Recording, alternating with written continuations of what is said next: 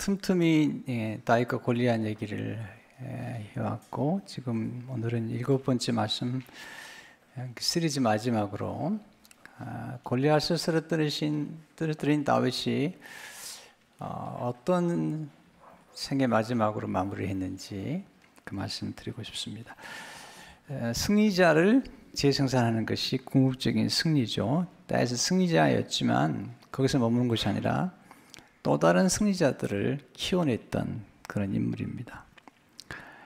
다윗이 아둘람 굴에 있을 때 찾아왔던 사람들은 세상 사람들이 볼 때는 형편없는 사람들이었죠. 오늘 사무엘상 22장 2절에 보면 환난당한 모든 자와 빚진 모든 자와 마음이 원통한 자가 다 그에게로 모였고, 그는 그들의 우두머리가 되었는데 그와 함께한 자가 400명 가량이었더라. 다윗이 찾아왔던 사람들은 환난당한 모든 자와 빚진 모든 자와 마음이 원통한 자들이 찾아왔는데, 다윗이 그들을 키워서 다윗 왕국의 용사들로, 장관들로 만들었다는 것이 대단한 솜씨죠. 나중에 다윗이 왕이 되고 그 용사들을 쭉 나열하는데요. 그게 역대상 11장에 나오는데 이렇게 시작이 되죠. 10절 12절을 보게 되면 다윗에게 있는 용사의 우두머리는 이러하니라.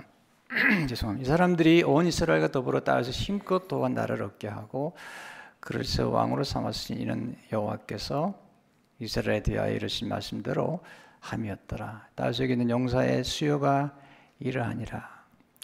함몬 사람의 아들 야소보암은 30명의 우두머리라. 그러니까 창을 들어 한꺼번에 300명을 죽였고, 이제 이렇게 다윗이 그 자기 용사들의 얘기를 하는데 사람을 키운 거죠. 예수님도 제자들을 키우신 다음에 너희도 또 다른 제자를 키워라. 그러니까 가장 가치 있는 건 사람이잖아요. 사람을 키우고 사람을 남기는 그 일이 가장 가치 있는 일이죠.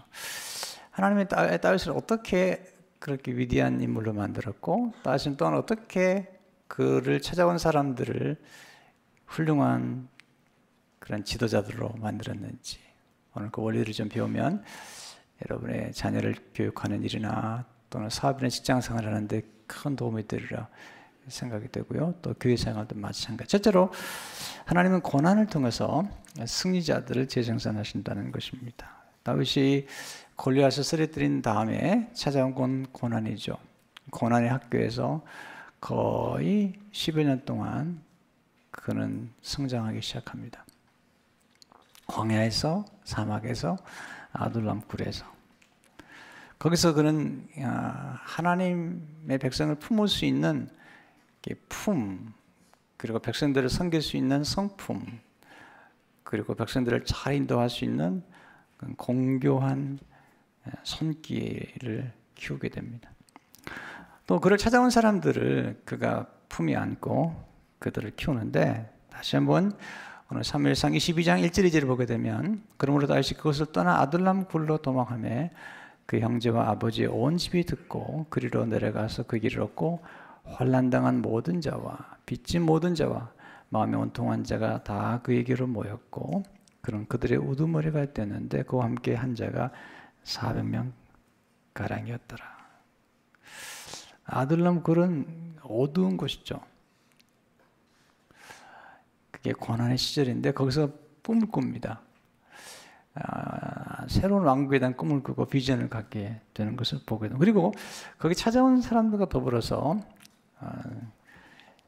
고난을 함께 받으면서 연단을 받고 그리고 새로운 시대를 열어가는 것을 보게 됩니다. 성경은 하나님의 사람들 모두에게 꼭 고난의 학교를 통과하게 하셨고요.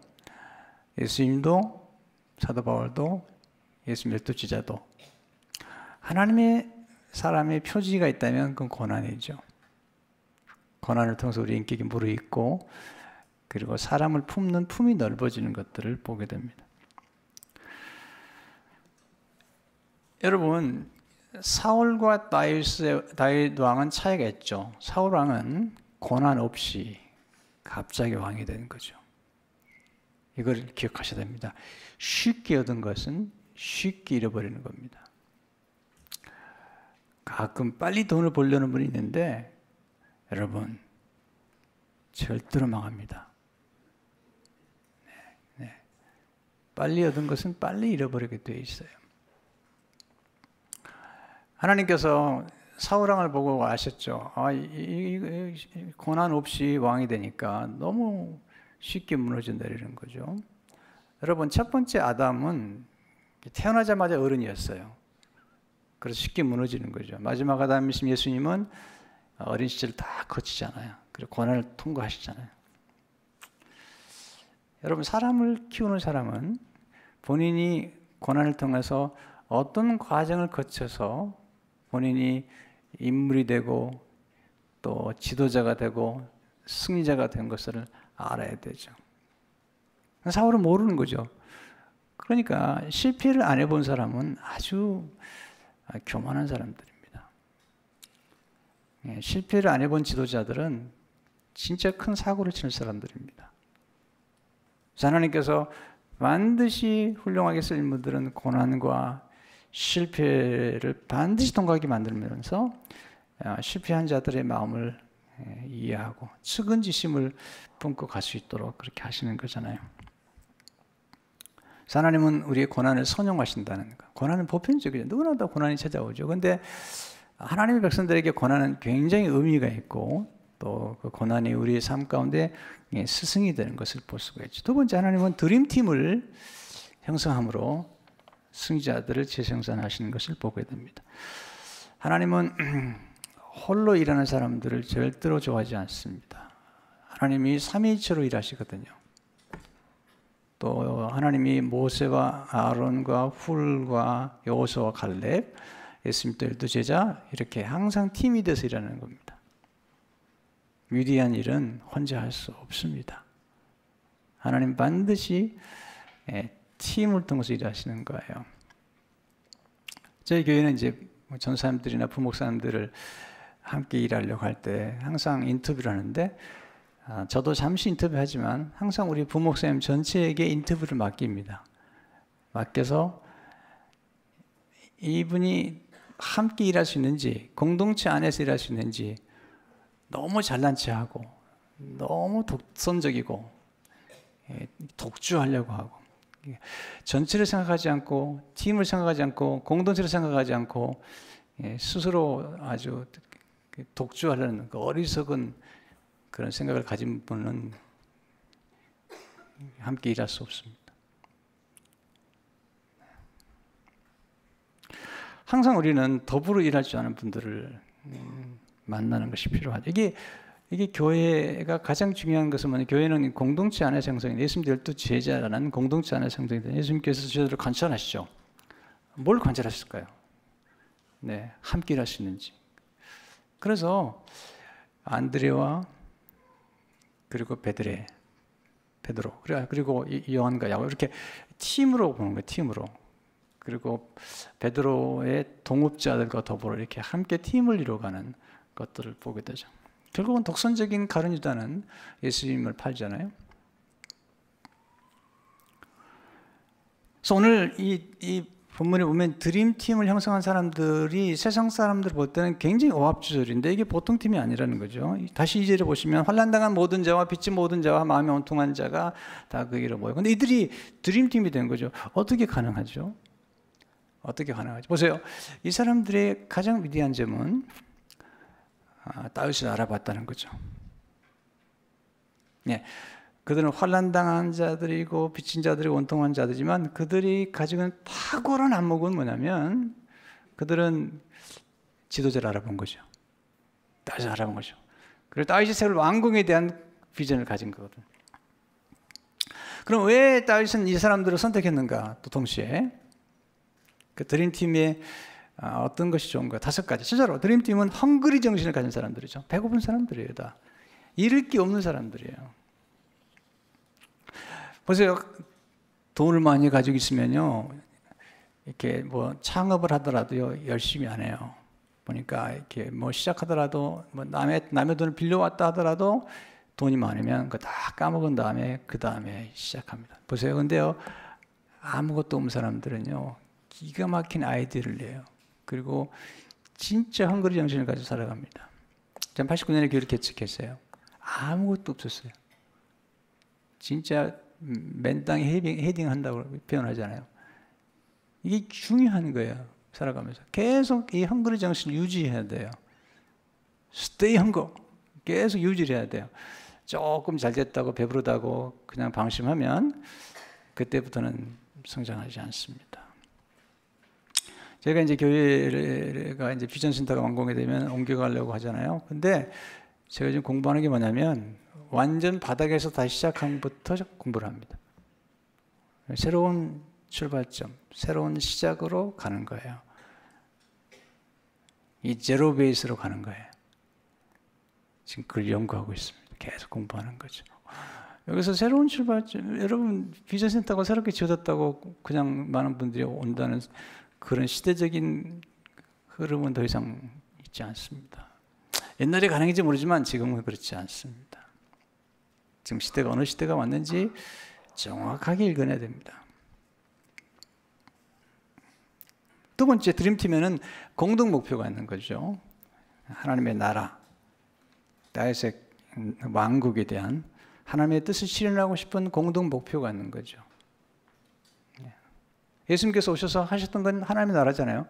하나님의 나라를 선포하는, 하나님의 나라를 확장하는 거죠. 교회도 마찬가지죠. 하나님의 나라를 선포하고 하나님의 나라를 확장해 가는 것. 공동 목표가 필요한 거죠. 새로운 왕국을 향한 새로운 공동 목표가 필요한 것입니다. 세 번째로 드림팀은 변화를 갈망하는 사람들이에요. 그냥 안주하는 사람들이 아니에요. 이 사람들은 억울한 사람들이에요. 원통한 사람들이에요. 배고픈 사람들이에요. 예. 불의한 자들에 의해서 학대를 받은 사람들이에요. 그래서 그들은 정의롭고 그리고 아름답고 풍성한 나라를 꿈꾸는 거죠. 사울왕은요 도대체 주지를 않아요. 근데 다윗은 왕국을 형성한 다음에 백성들에게 고기를 나눠주고 떡을 나눠주고 네, 참 베푸는 거죠. 그리고 백성을 잘 되게 만드는 거죠. 그래서 다윗 때 굉장히 나라가 영성하잖아요. 플로리시 하거든요. 예. 그러니까 이 변화에 대한 갈망. 예수님이 오셔도 세수는 세부대. 네, 그들로 하여금 풍성한 생명을 누리도록 변화의 갈망을 가진 사람들을 모았던 것을 보게 됩니다. 네 번째 드림팀은 헌신된 사람들이죠. 예, 목숨을 걸 줄 아는 사람들. 네. 다윗은요 목숨을 걸었던 사람이에요. 아버지 양을 지키기 위해서 곰과 싸우고 사자와 싸우고 골리앗을 볼 때 보세요. 골리앗과 다윗의 차이는 뭐냐면 골리앗은 다윗을 볼 때 이렇게 너 막대기 가지고 나오느냐. 너 보니까 너는 나를 개로 보느냐. 막대기로. 근데 이거 보세요. 다윗은 잘 들으셔야 됩니다. 다윗은 골리앗을 개로 보지 않았습니다. 사자로 보았고 곰으로 보았습니다. 여러분 사업을 잘하는 방법 하나 알려드릴게요. 여러분의 경쟁자를 존중할 줄 알아야 됩니다. 뭐 본인이 잘하면 얼마나 잘하게. 그러면 반드시 실패하게 돼 있어요. 여러분 정말 탁월한 그런 사업가가 되려면 경쟁할 수밖에 없잖아요. 인생이라는 거. 경쟁하는 그 상대가 잘하면 그를 존중하고 그리고 겸허히 배우고 네. 그래야지 성장하는 거거든요. 거기서부터 이제 삶이 헌신되어 나가는 거거든요. 다윗은 영명스러운 사람이었기 때문에 또 영명스러운 사람이 뭐는 거죠. 다윗의 영사 가운데 이 분야라는 사람이 있는데 거의 다윗과 비슷해요. 역대상 11장 22절을 보게 되면 갑수엘의 영사의 손자 여호야다의 아들 분하야는 용감한 사람이라 다윗처럼 모압 아리엘의 아들 둘을 죽였고 또 눈 올 때 함정에 내려가서 사자 한 마리를 죽였으며 여러분 보세요. 사자를 죽이는 게 쉽지 않잖아요. 다윗처럼 사자를 죽이는 거예요. 그것도 함정에 내려가서 또 키가 큰 애굽 사람을 죽였는데 그 사람이 키가 5규빗이요. 골리앗의 키가 컸잖아요. 골리앗은 6규빗이었거든요. 그 손에 든 창에 배틀채 같으나 거의 골리앗 수준이에요. 그러니까 막대기를 가지고 내려가서 다윗처럼 그 애굽 사람의 손에서 창을 빼앗아 그 창으로 죽였다. 다윗처럼. 다윗은 칼이 없었기 때문에 골리앗의 칼을 가지고 골리앗을 죽였잖아요. 이게 헌신된 거잖아요. 지도자가 헌신되면 함께 드림팀도 헌신하게 돼 있잖아요. 거룩한 목적을 위해서. 물론 그 다음에 보상은 크지만 그 과정에서는 헌신이 필요합니다. 다섯 번째 드림팀은 충성된 사람들이에요. 하나님이 가장 찾은 사람 충성된 사람들이잖아요. 다윗이 함께 있었던 사람들이 참 충성됐거든요. 어떻게 가능할까? 잘 들으셔야 됩니다. 보세요. 다윗은 그를 찾아온 사람들에게 충성을 요구하지 않았습니다. 가끔 어리석은 지도자들은요, 직원들을 모아놓고 헌신하라고, 충성하라고. 여러분, 그건 정말로 수가 떨어진 지도자인 거예요. 그렇게 한다고 충성하지 않아요. 네. 예수님께서 제자들을 모아놓고 충성해라 이런 얘기 하지 않으셨습니다. 그럼 어떤 사람이 충성하는가? 누구에게 충성하는가? 신뢰해주는 사람, 믿어주는 사람. 예수님도 다윗도 철저하게 제자들을 그리고 함께 온 사람들을 믿어준 거죠. 믿어주는 사람한테 충성을 하는 거예요. 의심하는 사람에게 충성하지 않아요. 자기를 존중하지 않는 사람에게 누가 충성해요? 네. 다윗은 그를 찾아왔던 원통한 자, 빚진 자, 혼란장한 자들의 무한한 가능성을 보았고 그들을 무한하게 신뢰해 주었던 거죠. 예수님도 무한하게 신뢰해 주신 거죠. 예수님 승천하시면서 제자들에게 모든 걸 맡기셨어요. 왜? 신뢰한 까닭이죠. 다섯 번째 드림팀은 함께 지속적으로 성장했던 사람들이죠. 다윗이 성장했고 그리고 함께 있었던 드림팀 성장. 근데 나중에 그렇기 때문에 다윗 왕국에서 그런 어느새 의젓했던 환난당한 이들이 의젓한 한때 원통한 사람들은 상처가 많았을 텐데 상처가 치유가 되고 그들이 장관이 되고 장군이 되고 책사가 되고 이런 인물들이 나온 거거든요. 성장해야 돼요. 제일 중요한 게 지속적으로 성장하는 거예요. 나이가 들어도 계속 성장해야 돼요. 그렇지 않으면 여러분 자꾸 고집스러워집니다. 네. 나이가 든다고 해서 저절로 지혜롭지 않아요. 내가 보니까 계속 공부를 해야 돼요. 그리고 머리가 굉장히 신선해져야 됩니다. 여러분 나이가 들수록 더 참신해지시는 방법 알려 드릴게요. 독서하셔야 됩니다. 성경을 읽고 책을 읽으셔야 됩니다. 상상을 많이 하셔야 됩니다. 심지어는 텔레비전보다 방송 들으라는 거예요. 방송. 예, 그래서 상상을 많이 돼요.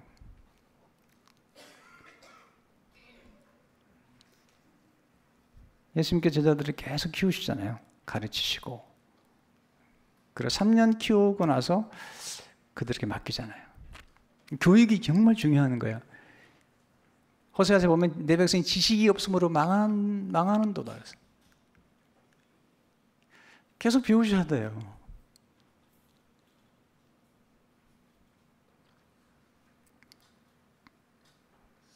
저는 이제 어릴 적에 예수 처음 믿고 저를 키워준 목사님이 진영서 목사님이신데 그분이 정말 그 조그만 도시에 오셔가지고 정말 헝그리 정신을 가진 고등학생들을 키워주셨어요. 그리고 계속해서 우리들에게 제자 훈련이라는 말을 하지도 않으셨는데 성경을 암송하게 하고 성경 읽게 하고 심지어는 고등학교 3학년 때 신학대학에 가려고 하는 학생들을 모아놓고 새벽 기도를 따로 드리는 거예요. 그러니까 새벽 기도가 있고요. 새벽에 따로 드리면서 돌아가면서 설교를 해보라는 거예요. 그리고 피드백을 주시고 지금 보니까 진짜 사람을 양육해 하신 거죠. 그리고 허셀포드 목사님이 쓴 영어 설교집을 같이 공부하고 그래서 설교도 배우고 영어도 배우고 그런 일을 한 거죠.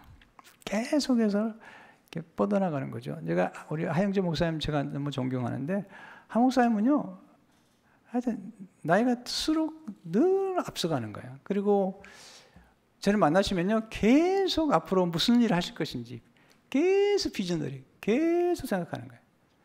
계속 앞서가는 거예요. 네, 새로운 일에 도전하시고. 이게 이러니까 뭐 존경은 안 할 수가 없죠. 또 이동훈 목사님 같은 우리 제 멘토 되시는 목사님들 보면 계속 공부를 하시기 때문에 뭐 정말 놀라운 거죠. 지금 변화가 이미 와버렸어요. 와버렸는데 와버린 변화도 모르고 있으면 어떻게 합니까? 네, 알아차려야죠. 지속적으로 성장한 자라면 드림팀이 되십시오. 세 번째, 하나님의 승리의 원리를 전수케 하심으로 승리자들을 재생산하시는 거죠. 7가지 원리를 제가 좀 나누고 싶어요. 너무 길게 하지 않을게요. 이렇게 연이어 오셨는데 또 길게까지 하면요, 여러분 좀 속상하실 것 같아요. 그래서 제가 그렇게 하지 않고 시간에 맞춰서 끝낼게요. 첫째로, 하나님을 알고 하나님을 경외하는 법을 전수하셔요. 제일 중요한 거죠. 전쟁은 하나님께 속하는 것이죠. 하나님의 절대 주권과 하나님을 경외하는 법을 가르치는 것. 시편 34편 11절을 보니까 너희 자녀들아 와서 내 말을 들으라. 내가 여호와를 경외하는 법을 너에게 가르치리로다. 둘째로, 하나님의 말씀을 사랑하고 그 말씀에 순종하는 법을 전수해요. 이게 기본이죠. 하나님의 말씀을 사랑하고 그 말씀에 순종하는 법. 그럴 때 시절을 쫓아 또 때를 쫓아 열매를 맺게 되는 시편 2편 3절을 보면 1편 2절 3절을 보게 되면 오직 여호와의 법을 즐거워하여 그 율법을 주야로 묵상하는도다. 그는 시냇가에 심은 나무가 철을 따라 시절을 따라 열매를 맺으며 그 잎사귀에 마르지 않은 같으니 그가 하는 모든 일이 다 형통하리로다. 기본이 충실해야 돼요. 유대인들은 보통 12살이 되면 토를 때 애워요. 그냥 애워버려요, 이건. 그러니까 뭐 이게 평생 동안 뿌리를 깊이 말씀이 내려오기 때문에 흔들리지 않아요. 하나님 말씀이 지혜를 주고 명철을 주고 지식을 주는 거거든요. 세 번째, 승리자의 성품과 공개함을 전수해야죠. 성품이 중요해요.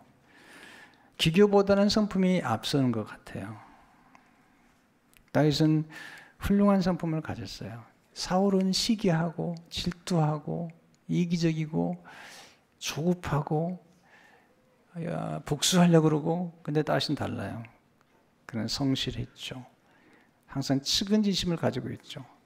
기다릴 줄 알죠. 하나님보다 앞서지 않고 기도보다 앞서지 않고 늘 백성을 먼저 생각하고. 그러나 성품만 가지고 안 돼요. 지도자는 성품만 가지고 신뢰받지 못해요. 닥터가 의사 선생님이 성품 좋은데 수술만 하면 사람이 죽어요. 여러분, 문제가 있는 거죠. 지도자는 모름지기 능력이 필요한 거죠. 역량. 그래서 공교한 손길이 필요한 거죠. 지도자는 과업을 성취해야 돼요.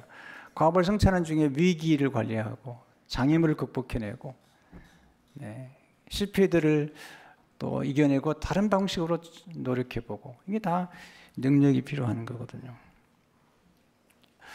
여러분, 신뢰도 우리가 애석하는 게 아니라니까요. 신뢰는 얻는 거예요. 우리가 저분 따라갈 만해. 왜 따라가죠? 성품과 함께 역량, 컴피턴스가 있는 거죠. 의지할 만하니까 따라가는 거잖아요. 우리가 왜 하나님 따라가죠? 하나님 성품이 너무 아름다우시잖아요. 하나님도 전능하시잖아요.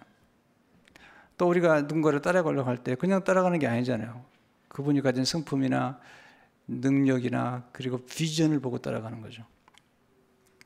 시편 78편 72절을 보니까 제가 그 마음의 성실함으로 기르고 그 손의 공개함으로 skillful hands라고 써요. skillful hands. 지도하였도다. 네 번째, 장점에 초점을 맞춰서 하는 법을 전수해야죠. 다윗은 그들의 장점을 알았어요. 어떤 사람은 용사로서, 어떤 사람은 뭐 이렇게 책사로서 다 그렇게 키우는 거잖아요. 여러분, 장점의 승부를 그러나 기억하겠습니다. 단점을, 약점을 알고 보완해야 돼요. 제가 살아보니까요, 약점이라는 게 다 있는데 그 약점이라는 게 결정적인데 튀어나와요. 그래가지고 모든 장점을 다 무너뜨려 버려요. 보통 어떤 사람은 돈의 약점이 많아요. 늘 돈을 밝혀요. 어떤 사람은 여자가 좀 이성의 문제가 있고, 어떤 분은 권력이나 뭐 이렇게 인기나 이런 데 너무 관심이 많아요. 우리가 모르게 뭐 한 이 정도 몇 가지로 다 이게 문제가 되잖아요. 정직하게 자기를 알아야 됩니다.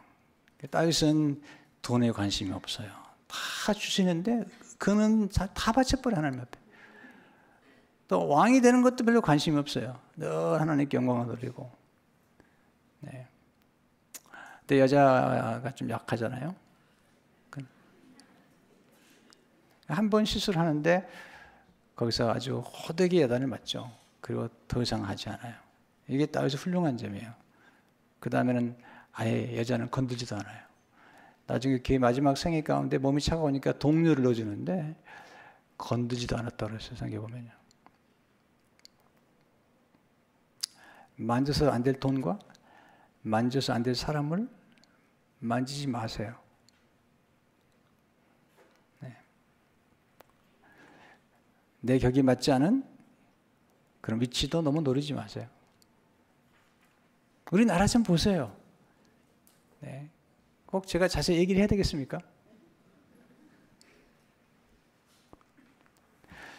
장점에 집중하세요. 그러나 여러분의 단점을 정확하게 알고 그리고 그 단점을 인정하고 그리고 단점을 보완해 나가지 않으면 우리가 지속적으로 승리자가 되는데 좀 어려움을 겪잖아요. 다섯 번째, 지속적으로 성장할 수 있는 기회를 제공해 주는 거예요. 다윗이 자기가 찾아온 사람들에게 전쟁에 참여할 수 있는 기회를 주시고 계속 기회를 주는 거죠. 나중에 시온성을 공격할 때도 다윗이 얘기하죠. 누구든지 먼저 가서 공격하면 내가 상을 주겠다는 거예요. 본인이 올라갈 수 있어요, 다윗은. 그런데 다른 용사들에게 기회를 주니까 요압이 올라가서 공격하고. 다윗이 나중에 보면은 성을 이렇게 축축하는데 나머지 성은 요압에게 딱 맡기잖아요. 이렇게 이제 기회를 주는 거죠. 본인이 다 하는 게 아니에요. 남에게 기회를 주고 성장할 수 있도록 만들어주는 거.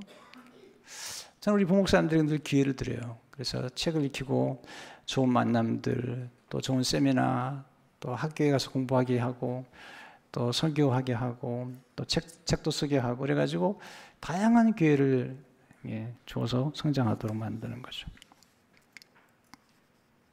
여섯 번째, 사명을 따라 사는 법을 전수해야죠. 어떤 사람은 성공에 집착하는데 성공의 의인생을 의지하게 만들지 않습니다. 내게 주어진 사명. 다윗이 그랬잖아요. 사도행 13, 33절을 보게 되면 당시에 하나님의 뜻을 따라 섬기다가 잠들어 그 조상들과 함께 묻혀 썩음을 당하였도다. 사울 왕은 왕인데도 그의 사명을 망각했어요. 마지막으로 이거 보죠. 덕으로 모든 사람을 섬기는 법을 배워. 덕은 품이에요, 품. 지장보다 용장보다 덕장이 훌륭한 거예요. 다윗은 덕으로 사람들을 다 다스렸죠. 다윗은 원수까지도 사랑했어요. 나중에는 사울 왕의 손주까지도 축복해 주잖아요. 자기 원수인데 손주를 축복해 줍니다. 사무엘하 9장 3절에 보면 왕이 이르되 사울의 집에 아직도 남은 사람이 없느냐, 내가 그 사람에게 하나님의 은총을 베풀고자 하노라 하니 시바가 왕께 이르되 연하던 아들 하나가 있는데 다리 저는 자녀이다 아니라 무비보셋이죠. 데려와서 축복해주고 자기 식탁에서 같이 밥을 먹고, 그는 사울 왕에게 기울였던 모든 사람들이 돌아오도록 7년 6개월 동안 기다리고. 덕은 무엇입니까? 기다리는 거예요. 충성을 강요하지 않고 기다리는 거죠. 용서하는 거예요. 용서해야 돼. 이 뒤에 학자가 어떻게 머리가 좋아지느냐. 머리가 좋아지는 방법 중에 하나가 용서하는 거라. 용서. 왜냐하면 우리는요, 복수에 집착하느라고 머릿속에가 집착하게 돼 있어가지고 그게 우리의 머리를 다 망가뜨려 놓는다는 거예요. 새로운 지식이 들어오지 못하게끔 만들어 버린다는 거죠. 쓰레기에 꽉 차 있는 거예요. 왜? 용서하지 못해서. 여러분, 차도에 브레이크를 꽉 누르면 앞으로 못 나가는 거예요. 브레이크를 풀어줘야 되는 거예요. 지나간 과거로부터 풀어줘야 앞으로 나가지. 그게 다 뭐냐? 복수심. 내가 받은 상처에 대한 보복감. 여러분, 그럼 큰일 못 되는 거예요. 요셉 보세요. 다윗 보세요. 그가 왕이 된 다음에 복수하지 않아요. 하나님께서 왜 성공이 위험하냐면 성공하는 다음에 복수하는 사람이 있어요. 그 사람은 성공 때문에 더 망가져 버리는 거예요. 성공이 저주가 된 거죠. 그런 사람이 한둘이 아니에요. 역사에 보면요, 역사에서 배워야 됩니다. 한둘이 아니잖아요. 더군 안식을 제공하는 거죠. 사람들을 조종하고 뒤에서 조종하고, 네, 그런 건 아니죠. 기회를 주고 같이 일하는 사람들을 자꾸 잘 되게 하고. 요즘은요, 교회보다도 기업들이 더 잘하는 것 같아요. 기업에서 배워야 돼요. 훌륭한 기업들은요, 너무너무 잘하는 거예요. 이제는 거꾸로, 옛날에 교회에서 배웠는데 지금은 기업에서 배우는 거죠.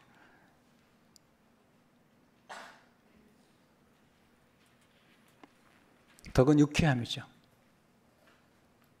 덕은 사람들에게 안심하게 만드는 거죠. 어떤 자꾸 협박하는 분이 계세요. 협박해가지고 직원들 불러가지고 너 그러면 자를 테니까 이렇게. 그것은 피드백 주는 게 아니에요. 막 짜증을 부리는 거예요. 그러니 누가 남아있어요? 건강한 게 아니잖아요. 안정감을 주고. 하나님은 그러잖아요. 내가 너를 결코 버리지 아니하고 내가 너를 떠나지 아니하리라. 자신을 능가하는 승리자를 키우는 것을 최상의 영광으로. 예수님 하신 말씀 가운데 정말 놀라운 말씀이 있어요. 요한복음 10장 12절 말씀 보면 너무 놀라요. 내가 진실로 너희로니 나를 믿는 데는 내가 하는 일 그도 할 것이요 또한 그보다 큰 일도 하리니 이는 내가 아버지께로 갑니다. 이게 무슨 얘기냐면 예수님 말씀, 너희 제자들에게 너희 나보다 더 큰 일도 하겠다는 거죠. 제자들로 하여금 청출어람, 스승을 능가하는 제자가 될 거라는 거죠. 여러분, 자신을 능가하는 사람들과 더불어 일하는 사람들이 정말 크게 되는 사람들이에요. 얀디로 카네기가 말했잖아요. 난 나의 비문에 자기보다 더 유능한 사람을 쓸 줄 아는 지혜를 가졌던 인물 카네기. 여기 고의 잠자라고 적고 싶다. 우리 교회 보시면 우리 부목사님들이요, 저보다 훨씬 훌륭합니다. 우리 오목사님 아시겠지만 서울대 나오시고 대학원 나오고 포스텍에서 PhD 하시고, 우리 이명 목사님 조지 워싱턴 대학에서 공부하고 또 풀에서 PhD를 리더십으로 했죠. 보통 유능한 분들이 아니세요. 제가 이분들을 모시고 먹기를 하는 거죠. 우리 목사님이 최근에 아버지가 변해 아들이 변한다는 책을 썼는데 너무 반응이 좋아가지고 국민일보에 그냥 기사까지 나와요. 기사까지. 근데 책은 요즘은 그냥 나오지도 않아요. 책이 새로 나왔는데 우리 교인들은 알아보지도 않아요. 너무 기뻐요. 청출어랍니다. 제가 속상한 게 아닙니다. 진짜 기쁜 것 같아요. 우리는 동역하는 거예요. 같이 동역하고, 네, 함께 성장하고 함께 자라고. 우리 성도님들을 잘되게 하는 게, 그리스도 안에서 잘되게 하는 게 제 소원이에요.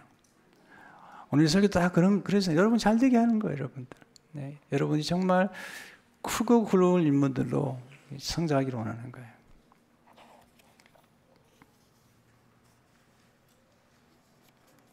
예수님이 그런 분이잖아요. 우리로 하여금 생명의 풍성한 생명을 얻게 하는 분이세요. 그리고 제자들에게 다 주시는 거야. 모든 걸 다 주시는 거야. 내가 내게 가르친 모든 것을. 나중에 성령을 보내주시고, 그리고 비전을 주시고, 그리고는 그들을 하나님의 나라의 최고의 일꾼들을 만드신 분이시잖아요. 교회가 그런 곳이잖아요. 성도 여러분, 잊지 마세요. 여러분에게 헝그리 정신 필요해요. 네.